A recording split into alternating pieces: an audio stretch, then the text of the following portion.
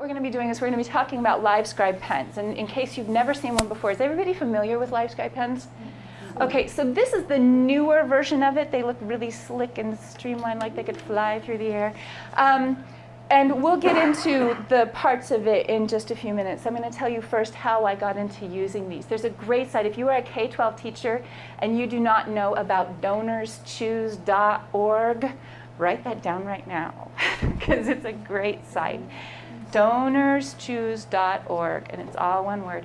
And what Donors Choose does is it creates a space for you to write a grant and ask for money.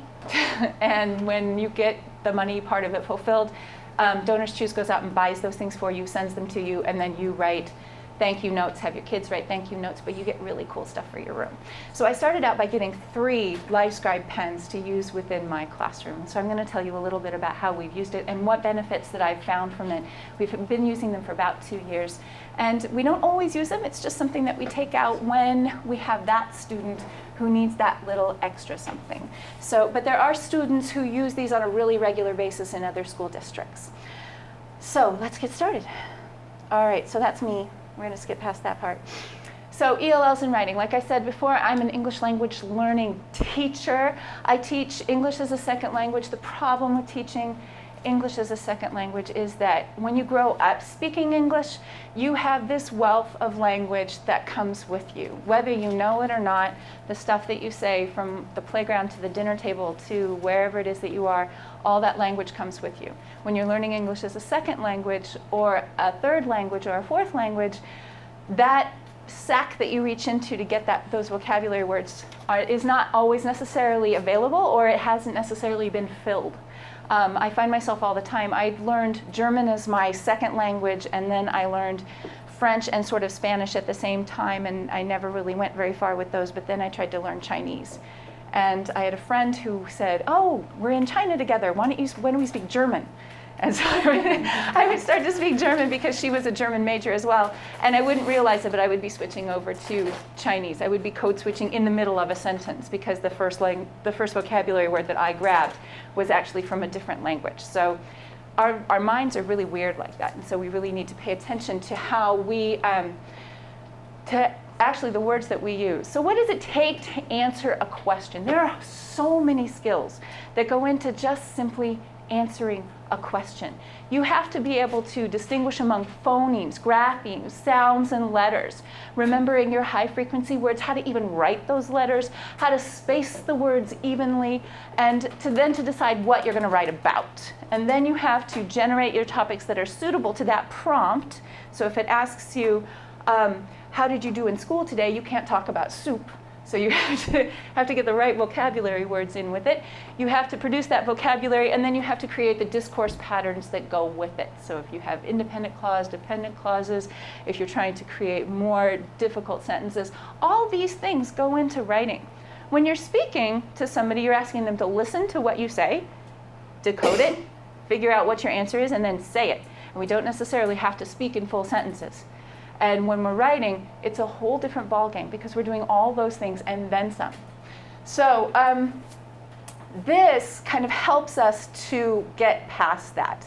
So there's a quote from the National Reading Panel. They said that oral vocabulary is a key to learning to make the transition from oral to written forms. And last week I just went to a conference in Massachusetts.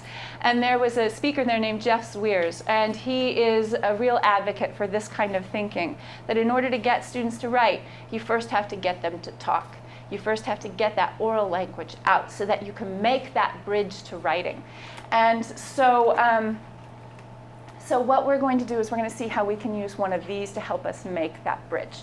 So we're going to talk about the LiveScribe hardware, which is the pen and the paper, and the software, which is the software that's actually on my computer, and also other software that you can add to it, and then techniques that you can use to then go further with it as you feel fit. So the process of doing this is that you first create whatever your PenCast is going to be, you convert it into a digital format, and then you share it with others. And this is actually to create a PenCast. And it never has to get to that point. It can just stay on the pen. It really can just stay on the pen. If you just don't want to buy the pen and the paper and you don't want to have to deal with the computer, that's just fine. But there is a way to actually spread the word further. And I've taken pencasts that I've had my students do and posted them on my Facebook site. I've posted them on my blogs. I've posted them, I have them in digital formats on different websites where other teachers can go and see if it's something that they could use. I just think that the more that we share, the easier it is to be able to reach those hard to reach students. So first of all, we're going to talk about the pen and the paper. So what I'm going to do is I'm first going to give each one of you, because this is such a lovely small group and I get to, we get to have a conversation among friends rather than have like a presenter who knows everything, because I don't know everything. I really don't. I just happen to be experienced in this particular thing. So we're going to play with these a little bit. I need to have them back because, again, I'm just borrowing these. But what I'd like to do is I'd like for you to actually have one in your hands. Whoa! And to play with this a little bit so that you can see what these pens do. It's really hard to explain how the pens are useful if you've not actually held one in your hands yourself. If you'd like to come back there, I'll hand you a couple. There you go. And 1, 2, 3, 4. Some for you ladies. 1, 2, and 1. You're welcome. Okay, so in your bags you're going to find the cord, which you don't need. So take this cord, stick it right back in the bag because you don't need that cord right now. And then you're going to have the really slick little pen thing. And the first thing that you're going to do is you're going to look at the end where there's 2 little handle things, and you're going to pop that end right off. It's kind of hard. But when you pop it off, it should look just like a ballpoint pen underneath. Not the side with the number, but the other end. Just pop it off. And then stick that part in the bag, because we don't want to lose the caps.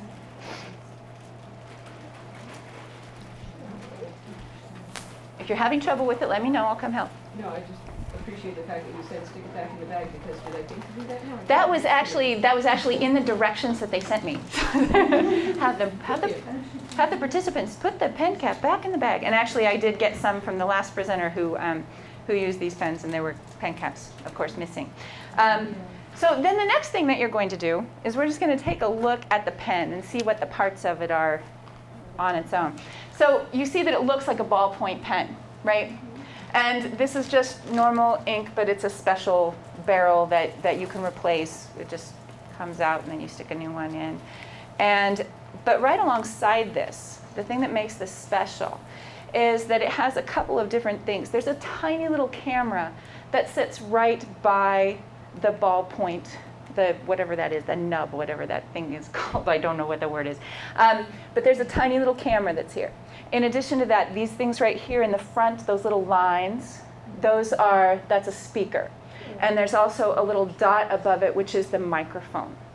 So now what you're going to do is at the top of the pen, on the opposite side of the number, there's a little on button, like those European on signs. Just go ahead and click that on. And then you'll see a little LED screen light up. It says starting. I feel like a secret agent. You are a secret agent. And actually, just so that we can touch on those sort of things before we get to that point, there have been some ethical things that have been raised with this pen. There are a couple of school districts in Massachusetts that no longer allow students to have these pens in their possession for a couple of different reasons. One of them is that some students who were assigned the pens, so special education students who were assigned the pens to help them out academically, were recording students surreptitiously and then using it in other places where they should not have been using it. Oh, now you have to turn off your cell phone.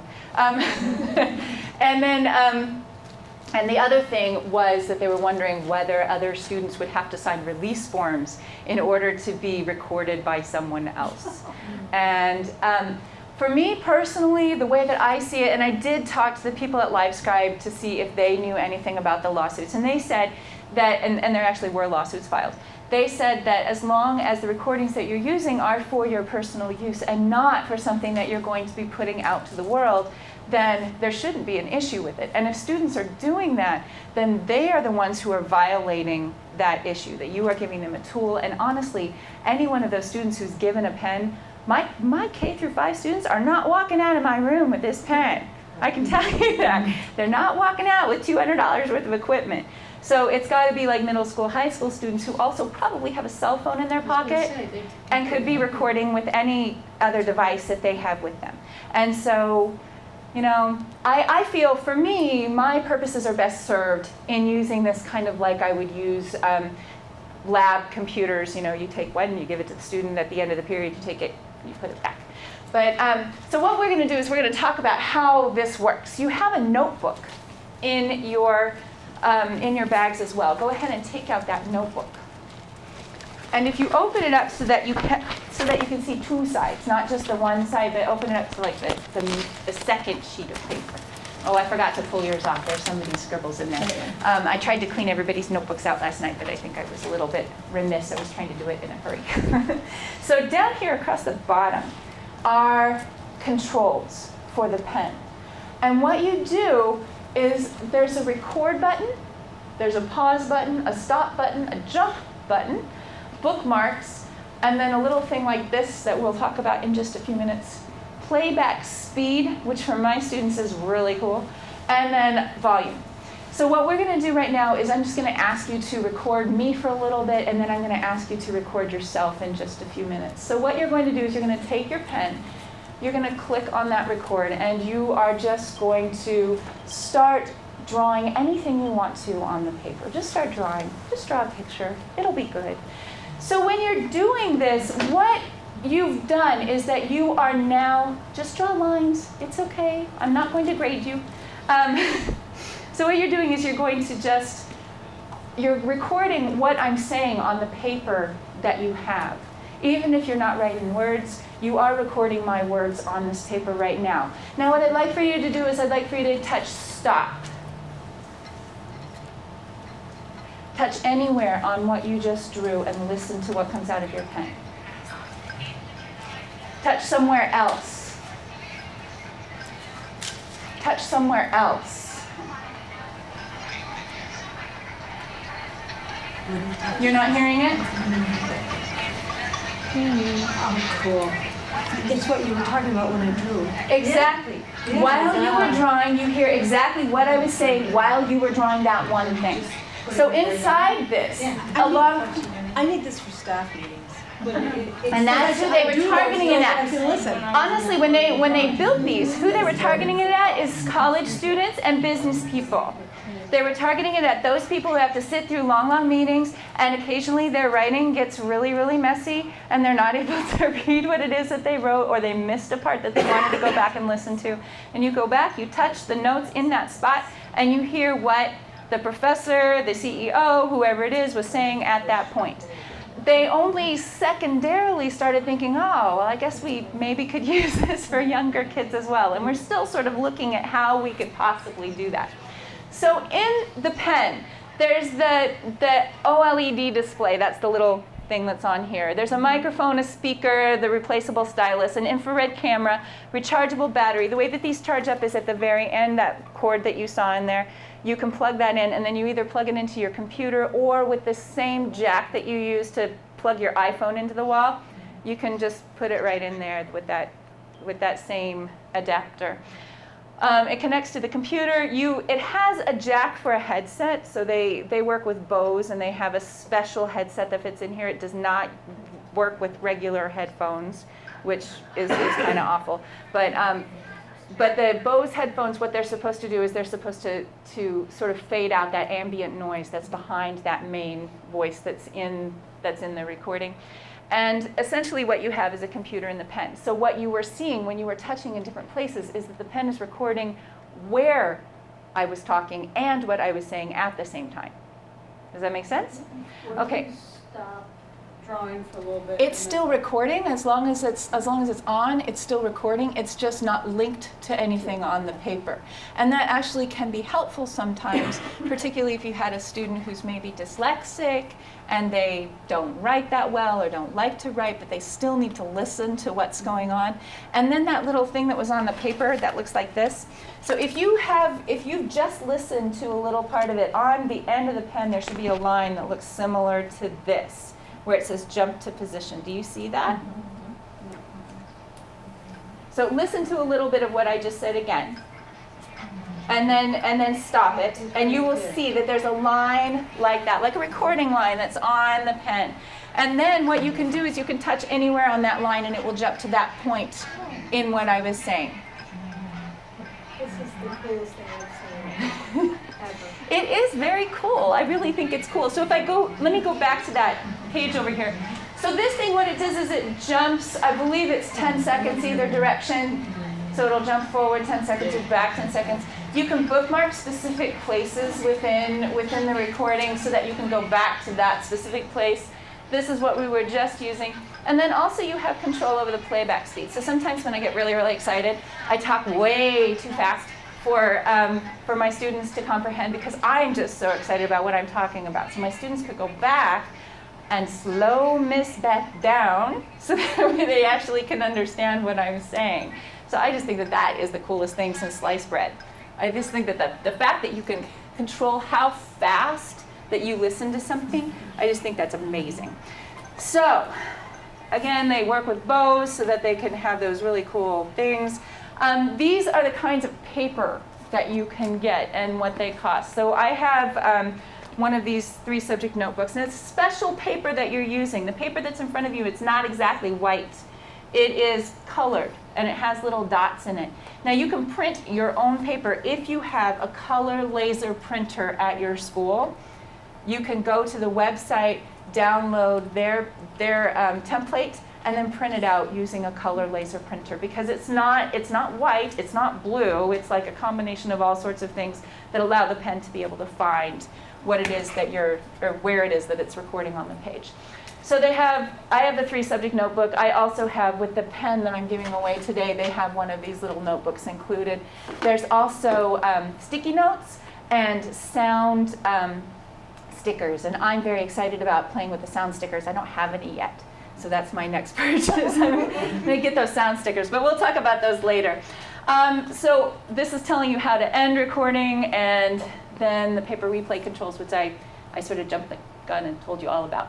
So the LiveScribe Desktop, I'm going to show you that really quickly, but only after I allow you a little bit of time to try these pens on your own. So what I'd like for you to do is I would like for you to either draw a line or draw a picture, and what I want you to do is I want you to talk about your experience here at Dynamic Landscape, something that you learned or why you're glad you're here or what really frustrated you, just whatever's on your mind right now. I just want you to draw and write about that. So click the record button and then just start drawing or writing and talking to yourself. As if you're talking to me.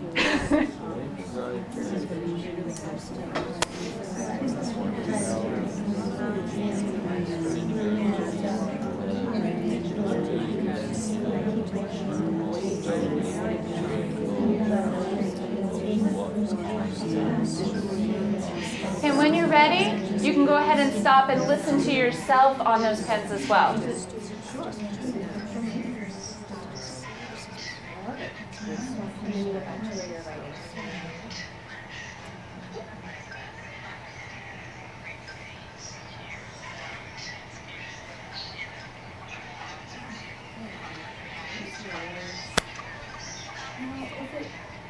I'm not getting the, I can do it on here, but when I do it on here, it doesn't.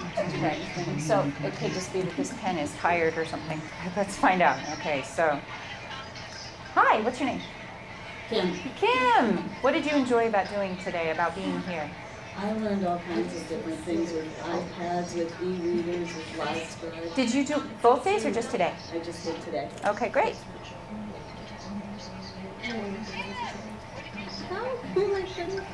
Touch on the ink. Okay. So right now, touch anywhere on that ink. So you're holding the pen upside down. That's part of it. There we go. Okay, do you see Okay, it? yes, thank you. Okay? All right, applications that you can think of right now.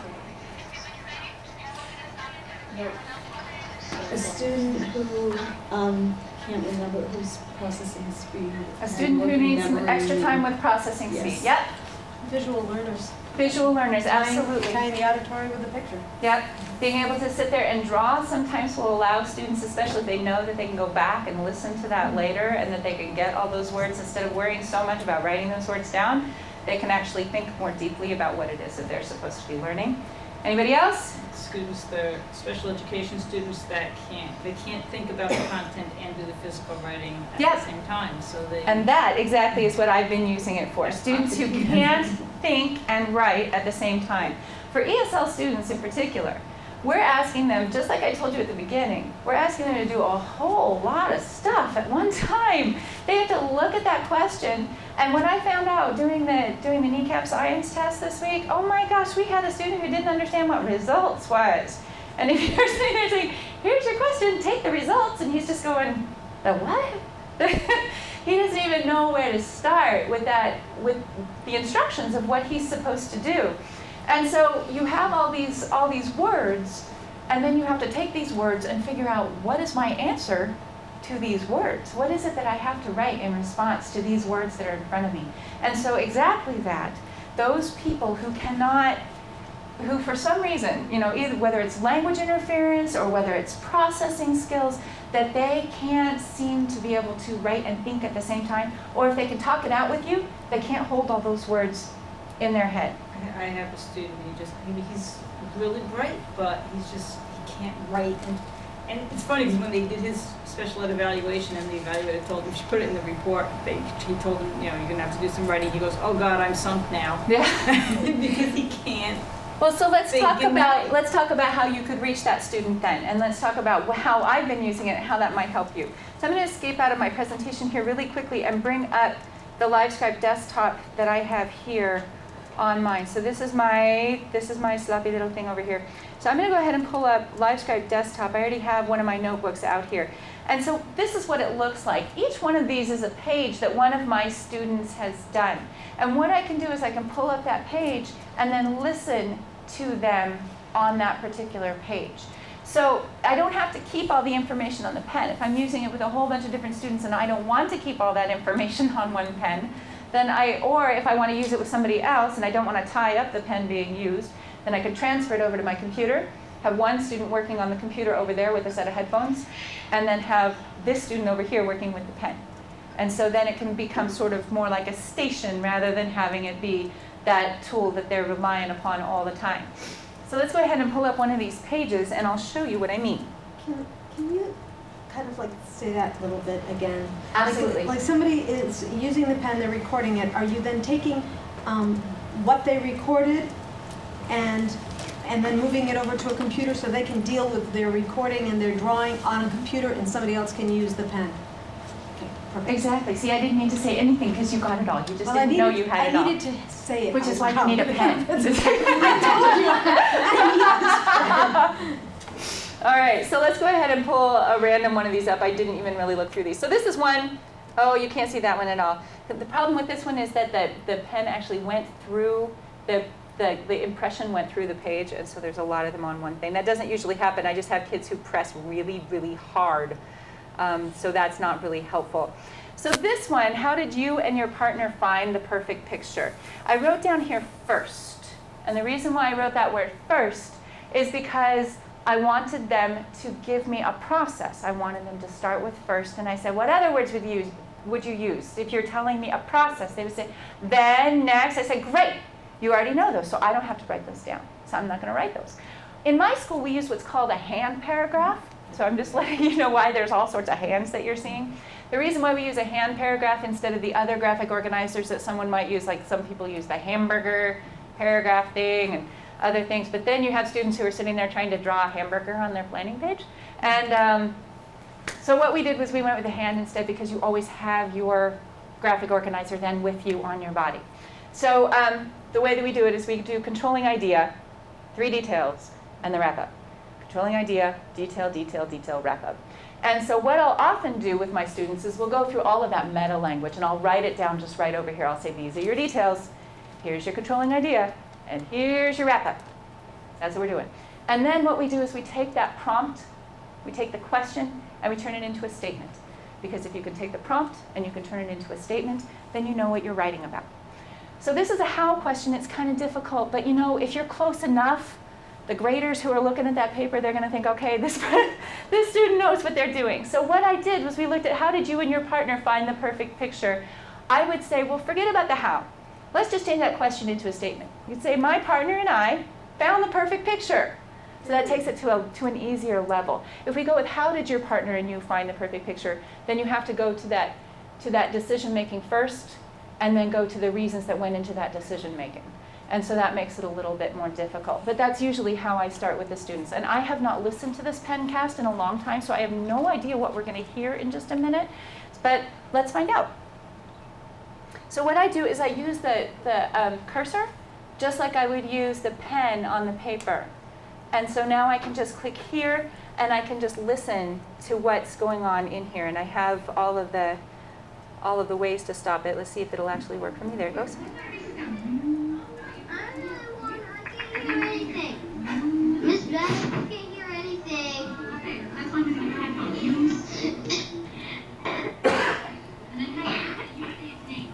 Okay, I'm going to go somewhere else now, because she's trying to do this on her own while I'm working with a student next to her. That's why she's having problems.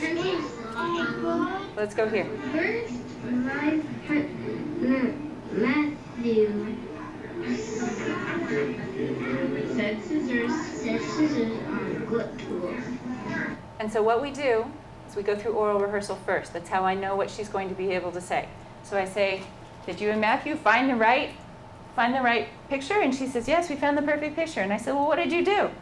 Well, first we found the scissors. And so what they were doing, just to give you context of what we're doing, is we were using little paper picture frames, and we were looking for the perfect picture of tools in the classroom, because we were looking at how we're going to use the cameras when we do this other project. So we were looking at the elements of taking a good picture. You know, that you have to frame your object, that there should be, you know, foreground and background. And so we had all these little things we talked about, and then they went and did it, and now they're writing about the process afterwards. So I'm not going to make you live through all that, because that's really loud and obnoxious. But you get the main idea of what we did was we went through it all. We talked about what she was going to say at each point, and then she could go back herself and record it. And what she did was I drew 5 little dots at the base of the hand. And we had done this before, so she knew exactly what she was doing.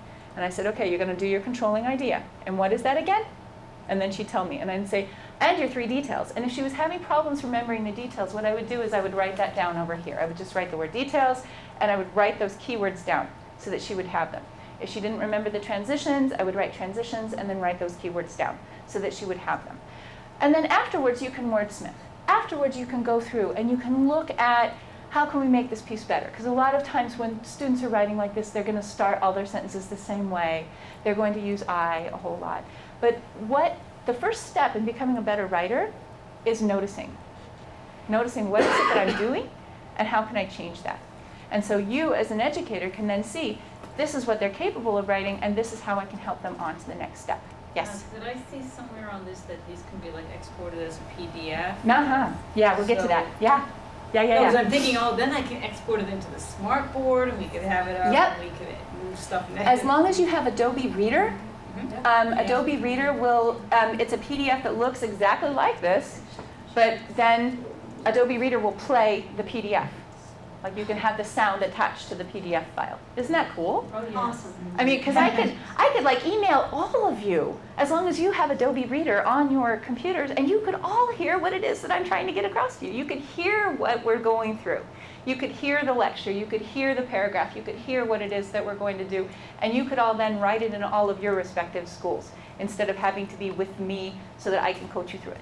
Right? It's very cool. So anyway, so we're going to go back to the presentation really quickly, because I am going to get to that part. I really am. No, I'm just thinking ahead, I'm sorry. Yeah, no, it's Ways I can perfect. be Look, I using have a it. plan. I'm planning already with it. Yay! Okay, so, all right, so then we have sending and sharing, which is exactly what you were saying. Look at that. It's just, it all flows so well. So we have the software, so you can export it from the pen onto here, and then you can erase it from the pen so that it's not on the pen anymore. You could also just leave it on the pen, but you have to have the pen. If you're going to use the paper, you have to have the pen to be able to listen to what's on the paper. You can't take the file off of here if you want them to be able to hear it. It's not like you can take it off and then reload it. One of the ways that I saw recently that they were using these online was you could leave notes for the babysitter, but then you'd have to like leave the pen so the babysitter could hear the notes on the pen. It's kind of funny. And then there's also a PenCast Player. So I have downloaded this onto my cell phone. I've downloaded it onto my iPads, so that then that's another device that you can go take the kids to and say, here's your PenCast, write your paragraph. Go, write, do, be. And so that's another way that you can move them off into a different direction. And that's all, those are free apps that you can download. And then there's applications that you can download, and I have not played with this, I've got to tell you, I really have not played with the applications. But there is a whole list of software that you can do. One of them is like, there's a piano that you can download, so you can play that. There's a translator for different languages, so like if you wrote the word hello in English, it would translate it into different languages. And if you look at the front cover of that little notebook that I distributed, just inside the cover, you see all those other cool things that you can do. There's a calculator there. You can switch it from a righty to a lefty so that, they can see the LED screen the right way. But there's a whole bunch of software that can go with it. Also on the site, there's this education idea book of different ways that they've used it. For example, they've used it with looking at the parts of a frog. Like if you're going through the dissection of a frog, there's actually a biology teacher who's drawn up a picture of a frog so that the students can go in and listen to that PenCast to see what the different parts are and what they need to know for their test. So it's a great way for review for those older kids. And then this can be put on then her My LiveScribe site where she can make it public and anybody can get to it. So PenCasting in education.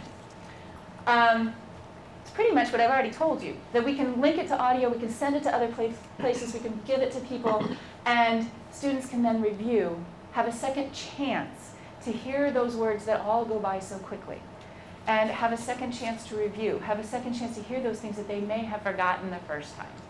So, also, one thing that I didn't tell you is that they've got ways built into the pen that you can just write the word send on the paper and underline it, and then it will, if you've already set it, look at you playing. I'm playing.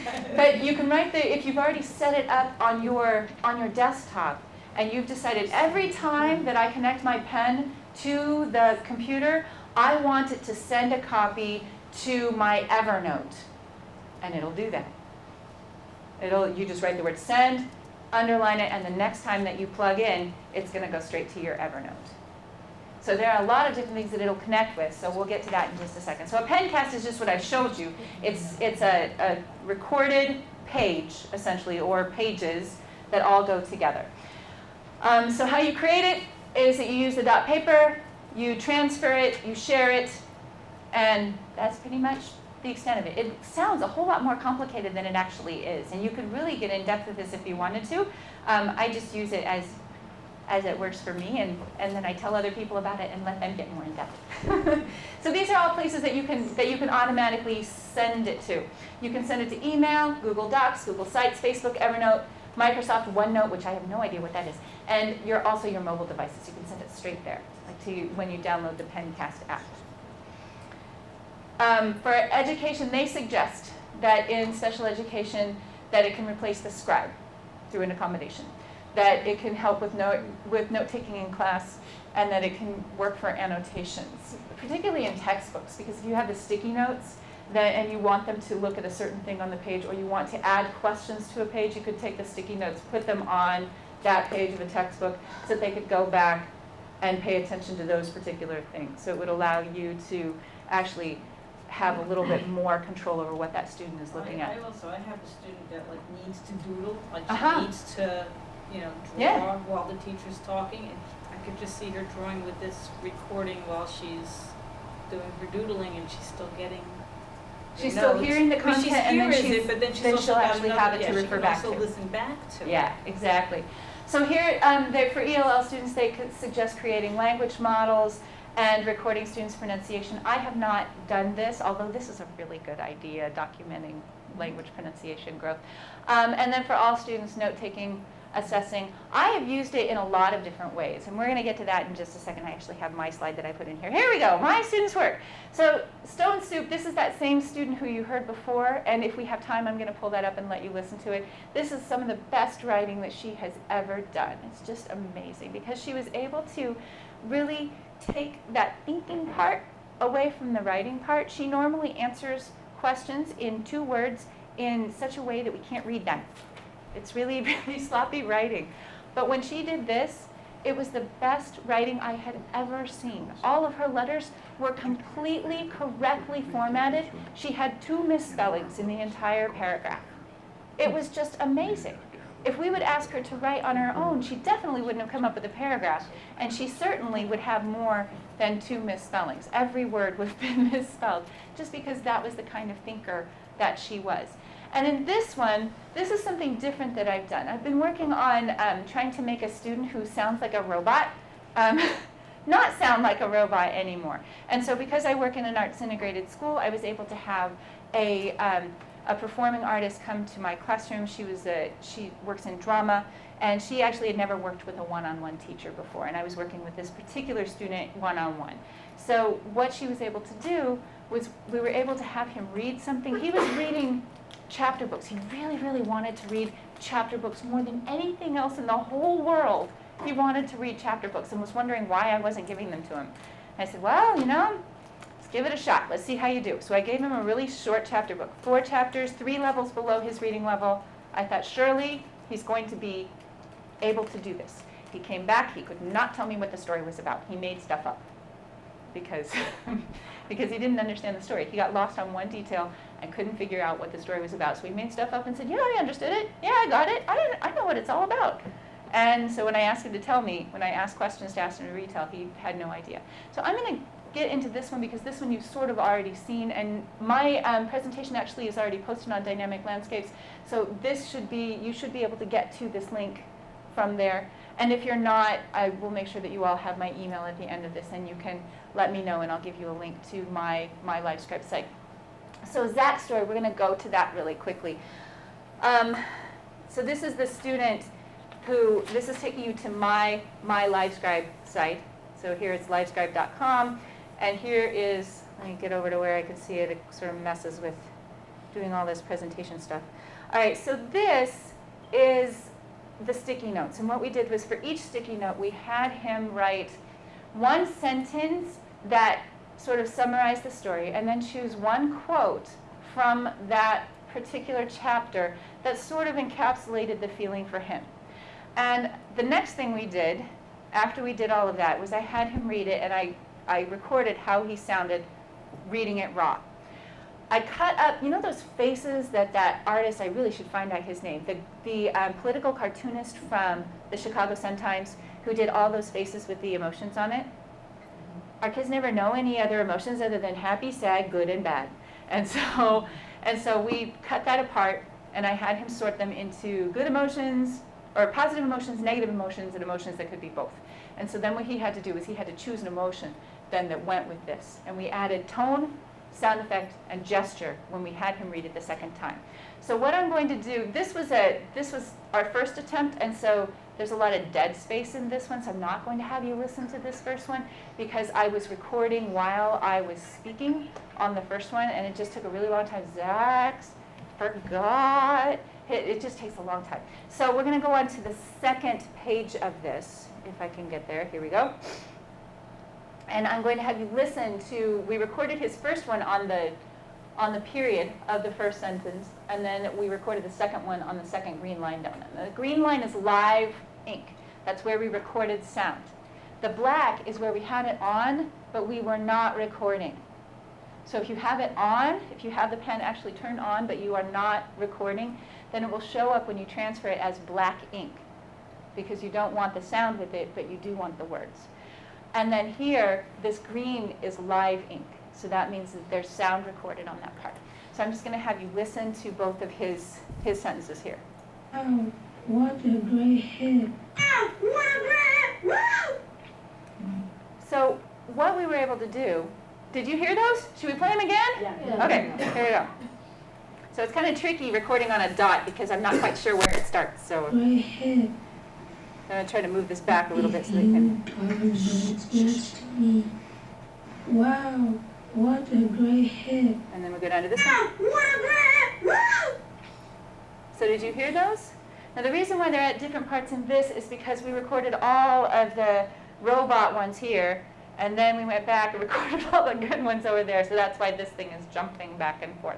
But this is something that I could give you the link to, and you could go and listen to it now if you wanted to, because I've taken it and I posted it in a place and made it public, and I didn't say his name, so and it's all okay. But you can listen to the difference in his voice. And the great thing about this is that the first time he read it, there was no prosody.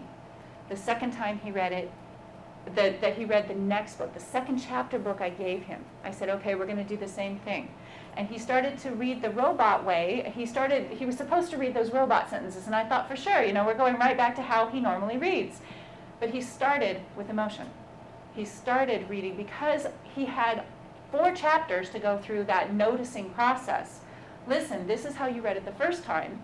This is how you read it after we added tone, sound effect, and gestures. Next chapter. This is how you read it the first time. This is how you read it with tone, sound effect, and gestures. And what we did at the end of it was he and I sat down, we set the iPad up, and we recorded the story. So I told the story, and he added the lines that he had come up with. And so we created something that we never shared with anybody else. It was just a performance for the 2 of us. That it was just retelling that story and seeing how those lines fit into the story. So the second chapter book, when we started this again, he already started with that emotion added in. That tone was there. Because a lot of what we're dealing with in trying to get kids to learn is we're trying to get them to notice. It's really the most important thing. You have to notice that what you have is different from what you want. And then change it so that what you have and what you want are the same thing. And so a lot of that is what we go through in language learning. It's what we go through in pretty much anything that we're learning. If we're trying to learn science, we look at this thing over there and we notice that what we know is not that, so we need to learn this over here. So we notice that and we take that information in. So let's go back to the little PowerPoint thingy here, if I can find it. And there we go. Okay, so that was Zach. And over here on the next slide, you'll see what that looked like. We had the sticky notes, and we recorded them on here. Here are the emotions, and underneath here is where we put the gesture and the sound effect that we were going to add so that we could come back from class to class and be able to go back to that and try it again. All right. So, and then this was, you can't really see this up here, but this is what I have on my window because I have no wall space, but just reminding him of those words and what it was that we were adding. So when you are recording, you can use the paper replay record, or we already sort of did this, but using pause to be able to suspend a session so that it's all still on the same recording. So if you wanted to just stop, like if I were recording this right now, I would pause it while I'm giving you all a chance to play with the pen and then start it again when we were finished and things were starting. So you can either use pause or you can stop it, but then that puts it on a different recording. That's the problem. It's still on the same page, but it's a different file. Or you can bookmark it so that if you're listening to something and you know this is something I want to come back to, then you can use that bookmark tool right there to add that note in. This is something I want to come back to. And then when you're listening to the notes, you can just jump to those bookmarks. All right.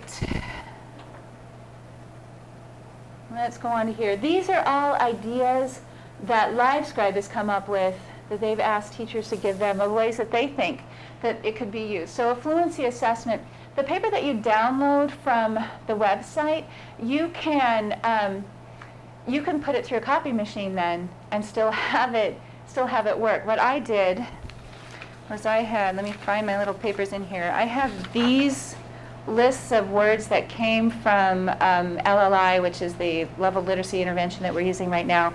And then I photocopied these onto just notebook paper. And then what I did from there was I started thinking about how could I use this paper to be able to help my kindergartner with understanding that words belong to sounds, or letters belong to sounds, and that those all have something that they're attached to. So I have all of these CVC words, and I'm looking for my notebook paper right now, and it's not in the folder that it's supposed to be in. So I will just tell you what I did. But what I did was I traced each of the letters and said the sound. and then I put a dot at the side and said the word. And then what these become then is self-correcting flashcards. I can cut them apart, hand her the pen, and say, read these words. And then she can use the pen to make sure that she's right. And if she's not sure about a sound, probably for kindergarten, that's a bit much for what my kindergartner could handle. But for a first grader or a second grader, or for a child with interrupted education who really needs to learn those things, it's really a way that they can do it without having to do it in front of the class, right? And without having to do it in a place that will be embarrassing. But you could have something like this where they could be listening to words. They could be listening to words that are attached to a definition that's written on the other side, but they could listen to it instead. There's just so many things that you could do. But all I did was I took the notebook paper, tore off the edges, put it through the copy machine, and I was able to come out with cards that potentially could have sound on it, that I could record sound on. All right, so there are the sticky notes that I already talked about, and those are the things that I'm coveting right now. These little stickers. So these are sound stickers, and essentially what you do is you just put your pen on there and record whatever it is that you want to record.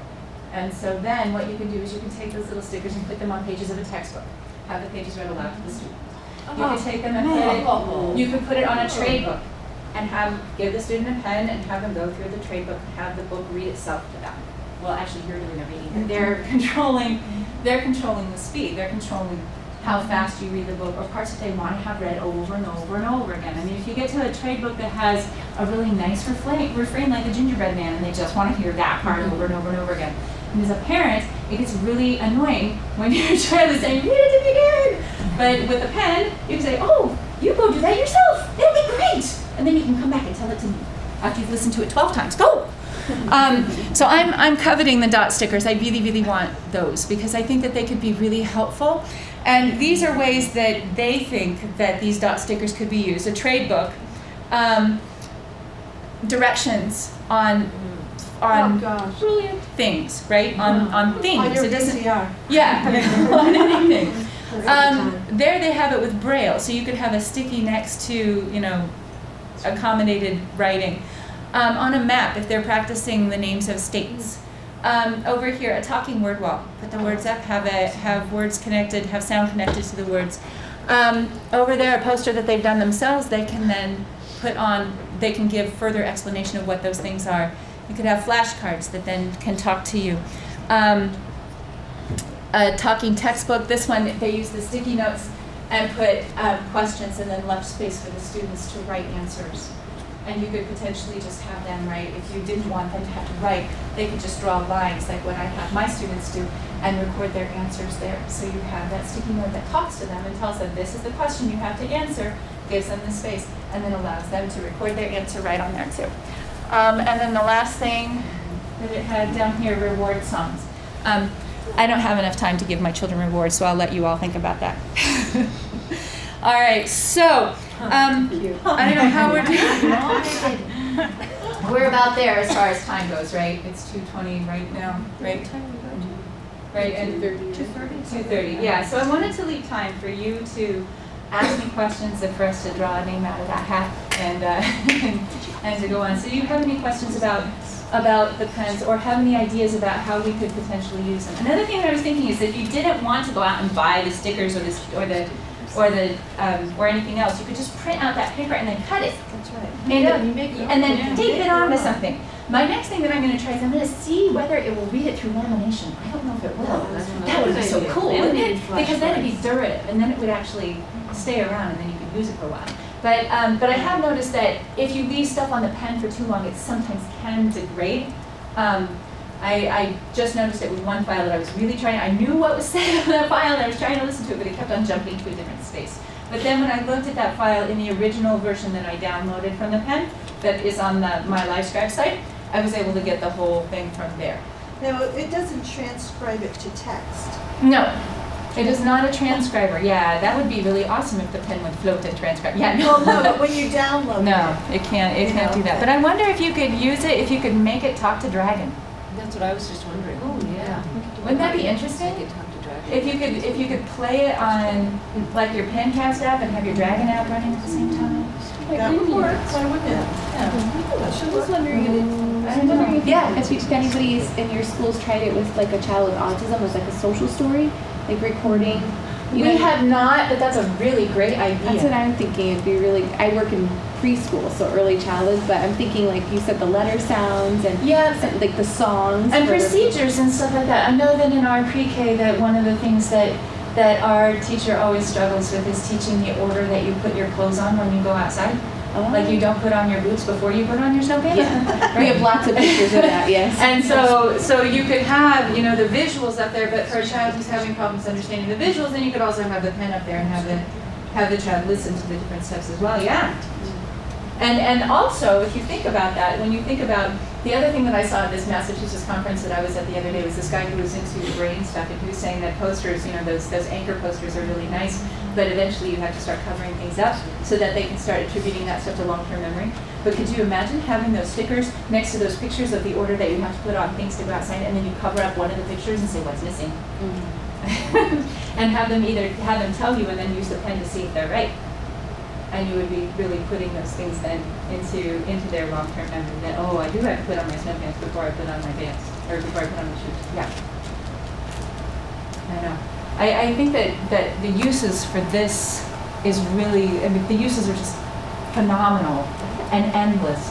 And the crazy thing is that there are teachers in my school and in my district who have these, and they're just like, yeah, you know, it looks so cool, but I'm just not quite sure how to use it. And then I'm sitting there going, oh, there are so many things we can do.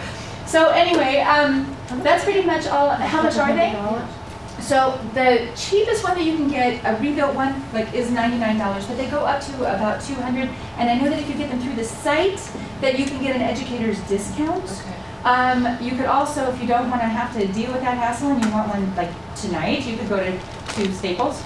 Staples carries them.